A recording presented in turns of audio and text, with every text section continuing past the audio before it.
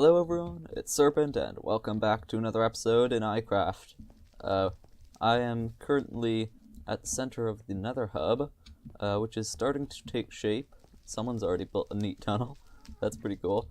But what I have planned for today does not involve the Nether. I was just trying to find spawn through the Nether. That didn't work so well. Apparently we don't have a portal there yet, or at least it's not marked. And that's a little bit of a problem, because I do need to head over there to check the coordinates. Because what we're going to be doing today will rely a bit on spawn not being too many thousands of blocks away. I don't think it'll be too far, but I need to boat on over there and find out, and then we'll see if what I have planned will work. And now I need to get a compass, so I need to boat all the way back. It's not that far. So on my way, I thought I might as well explain a little about what we're going to be doing. So, a while back, quite a while actually, Etho discovered, or yeah, I think discovered is the right word, that you can bounce an ender pearl up and down on a slime block if you have the right timing. And then Rabid S'more improved the design a little, and then improved it again to make it a little bit more reliable. Give me that. So, I don't really want to build a bunch of those, or even one of those on this server, because they take a lot of lag if you run them all the time. But, someone left the door open. Such slobs I'm playing with. Anyway, yeah, I don't want to lag up the server with a bouncing piston. However, if you I just ruined my sorting system, and there's nothing you can do about it. Yeah. Anyway, okay.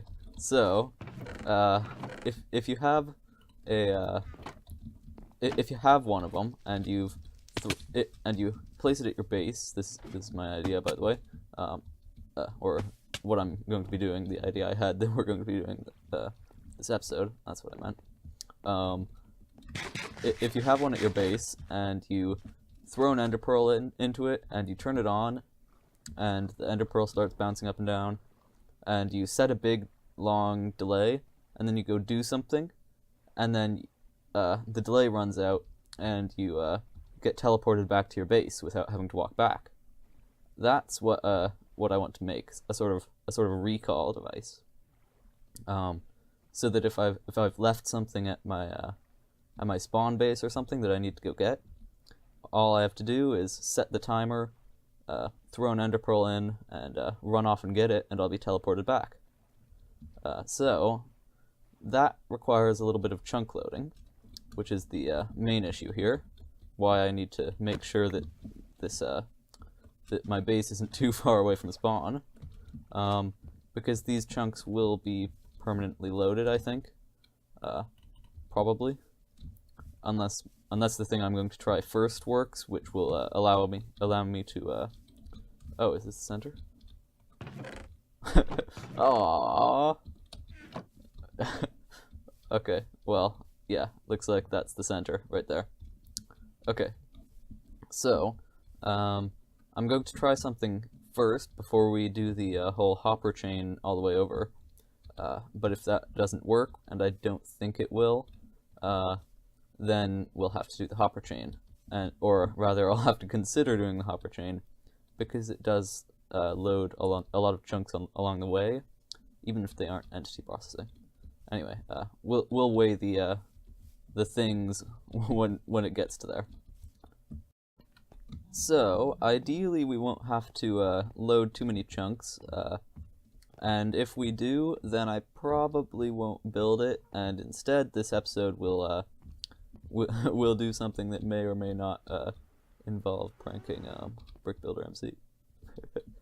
He threatened me in one of our little chats that he might come over and prank me at some point. So we may have to do it first if this doesn't work out. Respond with force. Okay, so let's see. Minus 1,238 and 391. Let's see how far that is and how many chunks it corresponds to. So I've determined that it would take, and I've forgotten it. I have determined that it'll take 115 chunks loaded to get to here. That's 80 in the X direction and about 30-ish or 35-ish in the Z direction. I'm not entirely sure how that will correspond to whether we do it or not. I would also love to be able to toggle it. I'm not entirely sure how that would be accomplished though. I mean, obviously you can just create toggleable chunk loaders, but they have to be loaded in order for you to toggle them. That's the thing, really. Yeah, so we'll see about that when we get there, but I wouldn't count on that happening. However, I think I might as well try the other way I was thinking of doing it, which I'm fairly convinced won't work, sadly.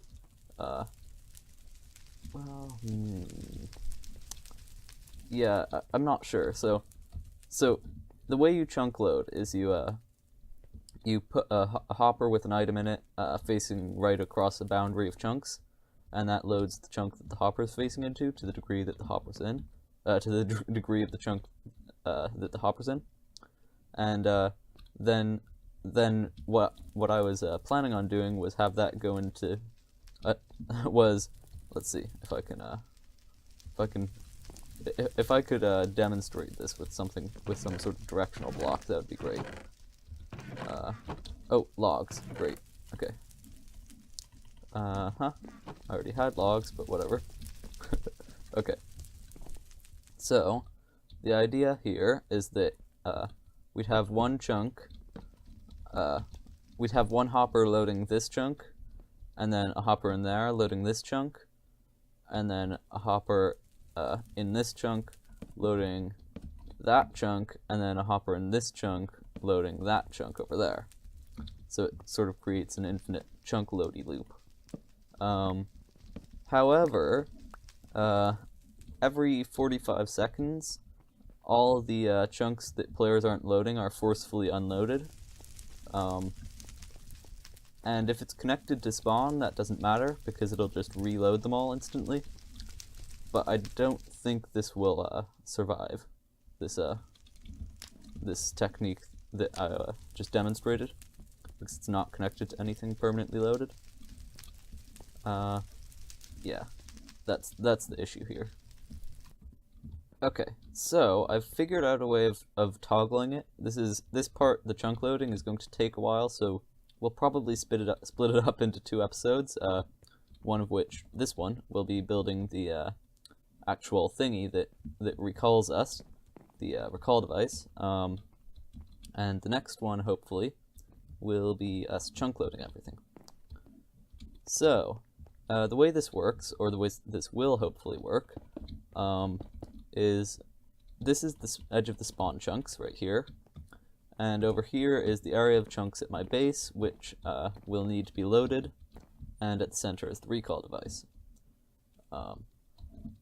So when we're in this area, or within render distance of this thing here, of these chunks, I guess this thing too, probably, well, close anyway, this will load all these chunks and then head back to here and load this one, which is the important one, and that will allow us to at any moment turn on the loading of these chunks and lock it on, allow us to, but while we're gone they'll just be unloaded, which is the key thing here. We don't want to increase we don't want to put strain on the server, even if it is only even if it is only not that many chunks, and also not entity processing.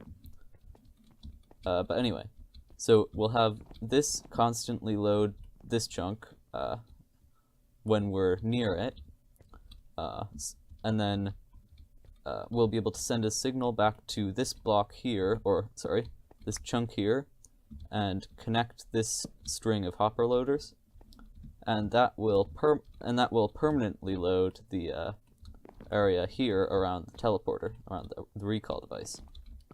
And when it recalls us back to the point, it will turn off this block here, and all these chunks will unload, except it will be there now, and they'll stay loaded so we can turn it on again. So that's how it'll work when we do that next episode. In the meantime, though, I'm just going to work on the actual thingy itself, and I don't think that'll take too long, so hopefully we'll be able to get it all done this episode. Okay, so now we can actually start building the contraption. It's not actually too difficult to build. I do need a piston, though, which is something I don't have. Let's build it a little bit, a bit close to the to this end of the chunk, just because I'm going to have hopefully a couple. I'm not entirely sure how I want this to work. Maybe I'll put the timing circuits over here that you can use to dictate how long you want the time you have before you teleport to be. Let's point these a little bit differently, like that. Okay, so let's so now if we break this down, we'll be able to put a sticky piston with a slime block on top right there.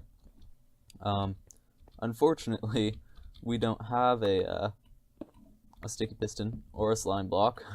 We'll need to get slime, and that's not going to be too easy.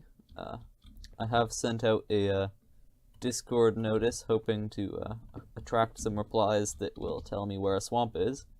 Apparently we don't have that in the handy dandy little document that has a bunch of good coordinates. But that's okay. Okay, so what we're doing right now is just creating a clock that will drive the piston, and a comparator right there. Subtract as always. Okay, so let's do that, and plop, and then redstone on top of that, and then there we go. Okay, so now if we there we go. Okay, now if we put a block there and a lever on top of the block, let's make a lever really quickly. Like that. The the comparator should start causing a bunch of lag. Oh wow, that's sporadic. I guess that must be my connection to the server or something. Hold on.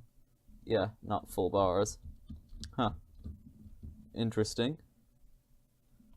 Okay. So, if that was a piston right there, it would be bouncing up and down in delight. Okay. So, on the back here now, we want 1, 2, 3, 4, like that. And then block in the water we'll be placing with that.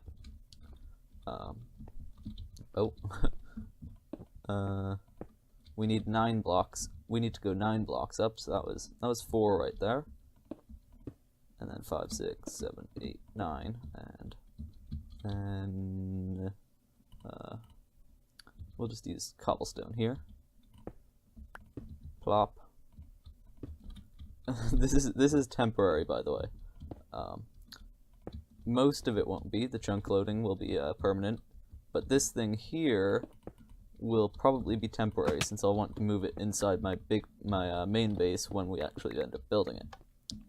So that's all good, and we'll want to put water up at the top at some point.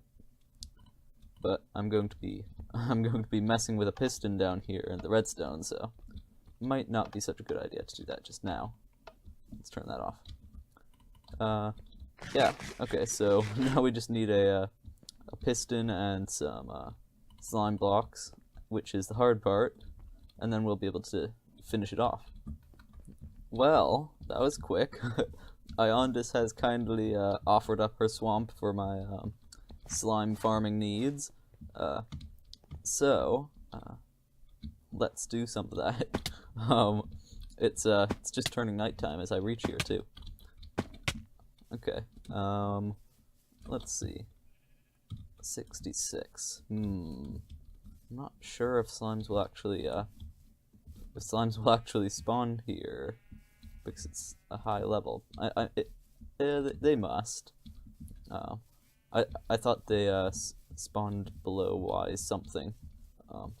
I know it's 40 in slime chunks, but it's a little bit higher in overworld. I'm just not sure how much higher. No, my speed. Huh. Well, I don't see any of them, so I'll give it a minute.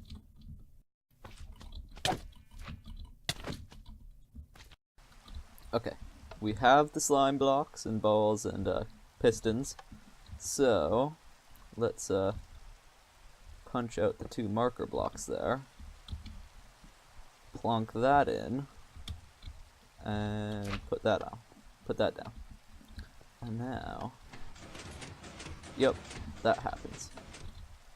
Okay, so now we can put a block of water right there, and then run back and get another one, and hopefully put it up there if I can ever reach it. Yep, there we go. Pop, pop, pop, pop. Okay. So, now we need to test it, and these ender pearls are expensive, but we do have access to the end now, so that's better. Let's see. No good.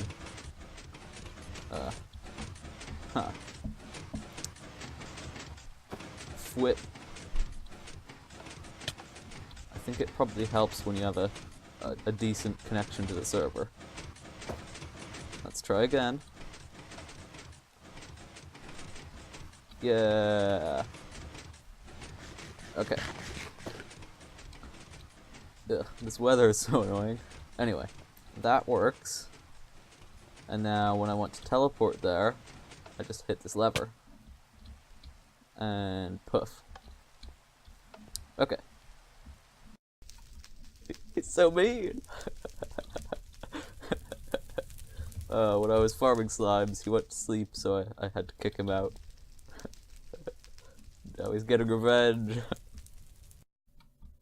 Oh boy, that's so helpful. Stupid weather. Alright, so we have that done, and I've got a couple hoppers and some slime for sticky pistons and such. So now we want to go over here and make a oh, not like that, probably like that. Now we want to go over here and make a couple of these timing circuits. Of course, as always, we shall be using the Etho Hopper clock design, universally beloved by all, and that's just because it's so useful. Okay, so let's oh, and I'm out of stone. Okay, I'll use cobblestone instead. Cobblestone is so gross for redstone. It's not even remotely clean. At least you can see the stuff though. The redstone, I mean, on top of it. Not like netherrack. I actually have used netherrack at one point. Yeah. Okay. So, does this work? Looks like it. Oh, that's not what we want to do. Okay. So now whenever we update this thing, it'll start. Yep. Okay. Let me sleep just a second. Okay, so we'll have to move this because it's not going to be in the same chunk as that. But if we take this and say, well, just for space, just for the ability to have space to work, I'll put it over here. But let's see. So if we get out of here, bub, or I'll use the sharp pointed club that shoots out of a bow. Anyway, okay, so okay, so we're going to try and hook these two together.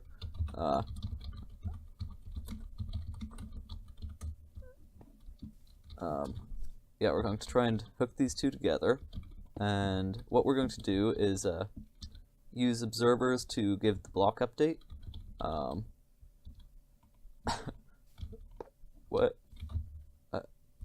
I don't understand this conversation. So, a little ways into the build now, we've got a lovely crater. As you may have figured out, night just passed, and I had an uninvited guest, and he was green with envy of my skillful redstone. Okay, so, oh, I lost pistons. That's a pain. Okay. Let's see. What was I doing? Oh yeah, right. So,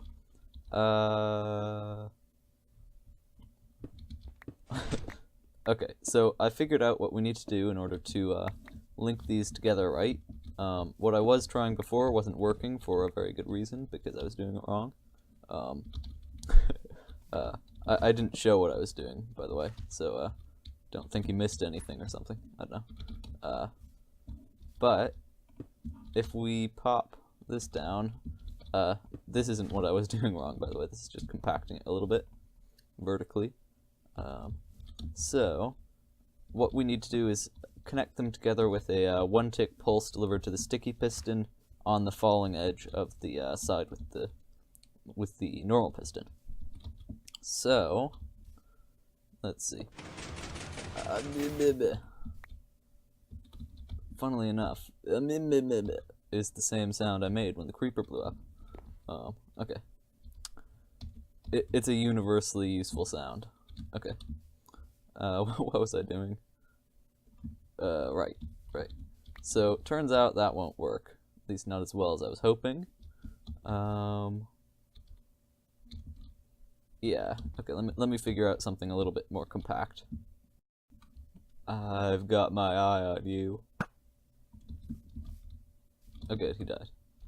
And that one over there, not taking any chances. Yep, good. Okay. I think what I have here will work. Let's see. I'll just put in 6 there and 6 over here too. Like that. Okay. So, when this torch that I don't have, when this torch turns on, and okay, no, okay, I don't have a dispenser, but there we go, like that. So let's, where'd they go? There, okay. So let's see, grab this, and first, so what should happen is this pushes across, then it pushes back, then that pushes across, and then it pushes back.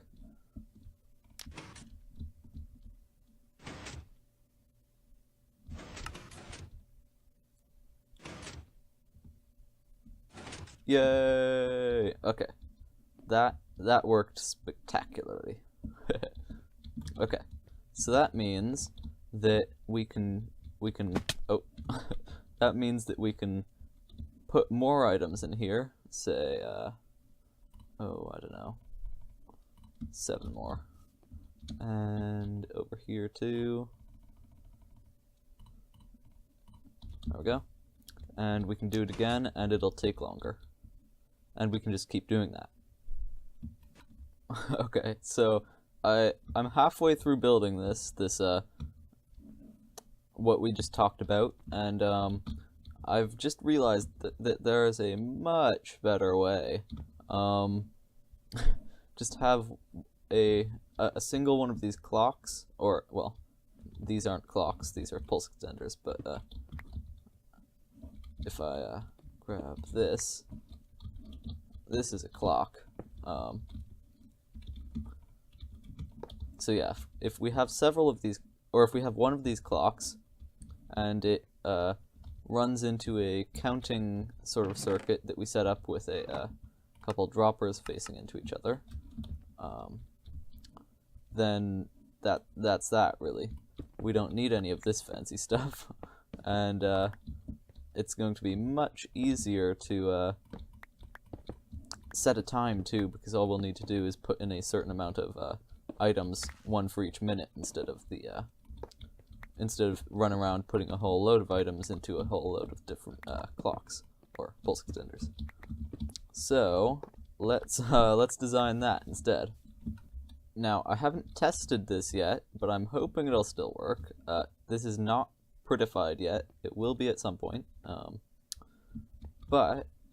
So we have this clock, which currently is not filled.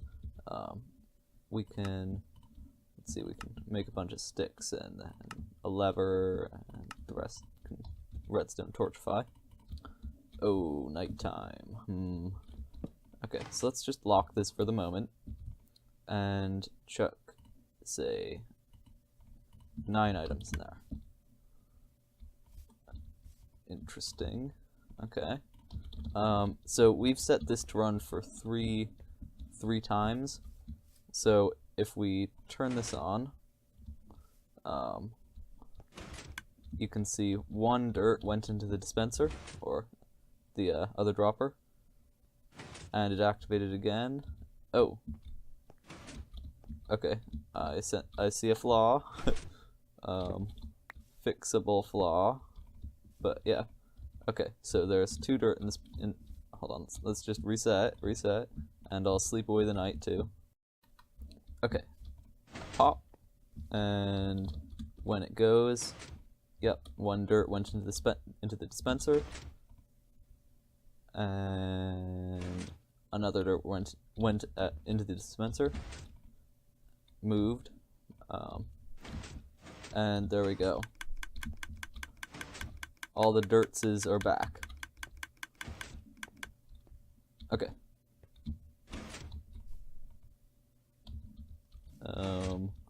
Yeah, and it's still running, but we can have a shut off for that too. Okay, so, hey, stop. Okay, it stopped. So what happens is this is running, and every time it finishes a clock cycle, it chucks a dirt into this other dropper, and when this dropper runs out, it activates this clock, which sends all the dirt back. And it also gives an output, I think.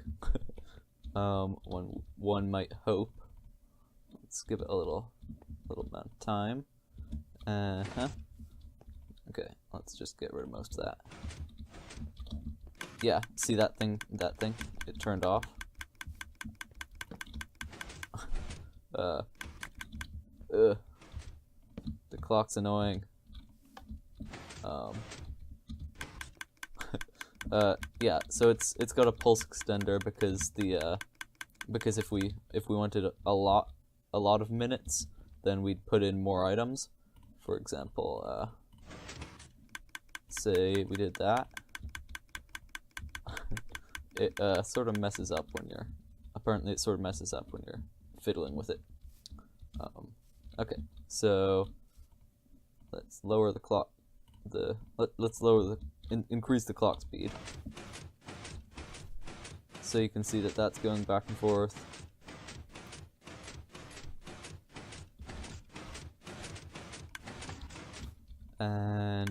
it's filling all the way back up. Okay. So, that's all pretty good. It needs a little bit of fine-tuning. I need to get a shut-off for this, and I also need to perhaps extend the output a little. But yeah, that's basically it. And then if we wanted more time, we just put in more items. So 4 stacks of items should equal about a minute. So I'll go get some items to put in, and we can then we can then have a 1-minute clock that you can increase. Okay, I think I have it. So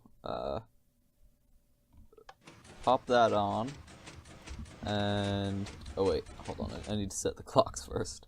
So let's see, take out. I have way too much junk in my inventory to do anything with. Okay, so gimme, take out a couple stacks so that we aren't waiting here all day. And that's fine. So, or maybe it's not quite fine. Okay, so now we turn this button up, this on, and push that button. Okay, you can see that these are gradually moving. Yep. Let's give it a boost. Okay, and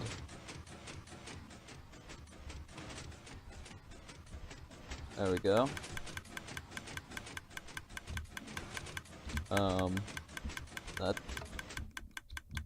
That worked, except it didn't turn this off, did it? Okay, what's going on here? I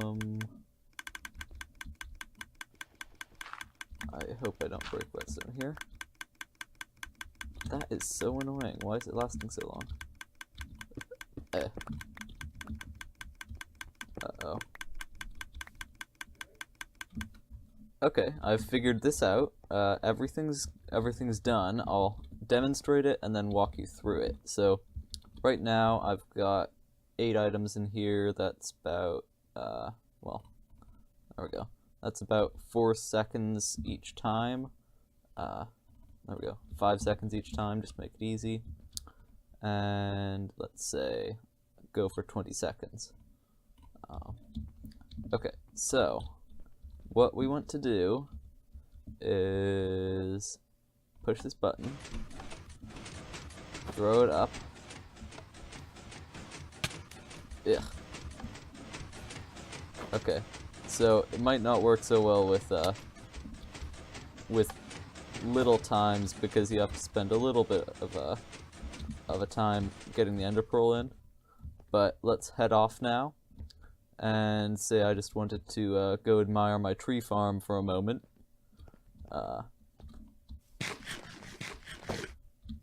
Boy howdy, is that a nice tree farm. And we're back. Okay, and this is reset, this is reset, and this is also reset. So let's walk you through it. There might be some simplification I can do at some point. So this is the driving mechanism. It's the clock that has the items in it, of course. So that amount of items is 1 minute, and actually, come to think of it, it'll flow in over here, and that'll take a minute, and then it'll flow back, and that'll take a minute, and that'll be 1 click. So this might be measuring at 2 minutes. Let's fix that. Okay. So, wait. That's a stack and another stack, which is 25 seconds each, 50 seconds. What? Something's awry here. Whatever. So that's the clock, and I'll tune it eventually. This is how many times the clock will run. And what happens is when every time the clock goes, it fires this into here, and when this runs out, that activates this stuff down here, which which just resets the items and puts them back in there. But that means that they go in here and turn this torch off, and then go back and turn it back on, and that pushes the item from here into here, and that's a thing that matters, because when you start it, you push this button, and that pushes the item from this one into this one. And this dropper thing here, that powers the clock, so that turns the clock on and off, and it also turns this on and off. So pretty simple, really. It's just got some ugly bits poking up out of the ground. We'll be able to fix that, but I think that's for hold on. Well, we'll see in just a moment, but I want to fix this clock first, and then we'll see where we are. Alright, I've got everything done, and it's all under the ground mostly. So this is the, as I said before, this is the thing that you use to count how many minutes. This is the start button, and that's the clock over there. And then of course this is the Ender Pearl stasis chamber. So let's have that go for 2 minutes, and then try it out. Ooh. Yeah, I'm not sure why, but I'm not having a whole lot of luck with the Ender Pearls. Yeah, that worked. Okay. We can turn off F3B, or F3G, and say we're going off and gathering cobblestone, or grabbing something from a base or something. So I'll just do the grabbing cobblestone thing. So, how's your day been? Yeah, it's going to go for a little bit, but the idea is that I'd say get it going for maybe 3 minutes or so, and I'd go on and I'd probably end up using it to go on a trip to my base, the one at the at spawn, and I'd end up getting some materials and hopefully be teleported back at the end of gathering the materials without too much delay, and without and hopefully not before I've gotten there. That's the idea anyway. So any moment now it should be finishing up, really. I hope. Yeah, and I've broken it. Okay. But yeah, that's how it works. And I didn't have to walk back from that arduous cobblestone, or stone gathering mission. Okay. So, I think that's all we're going to be doing for today. I'm just putting a back on it since it looks better. And now we have stone to do it. Yeah, I think that's all we'll be doing for today. So hopefully you enjoyed this episode. In the next one, we'll be doing the chunk loading, I think. Although I don't have a lot of iron, that might be a problem. Anyway, so I'll see you in the next one. Thank you for watching, and toodles.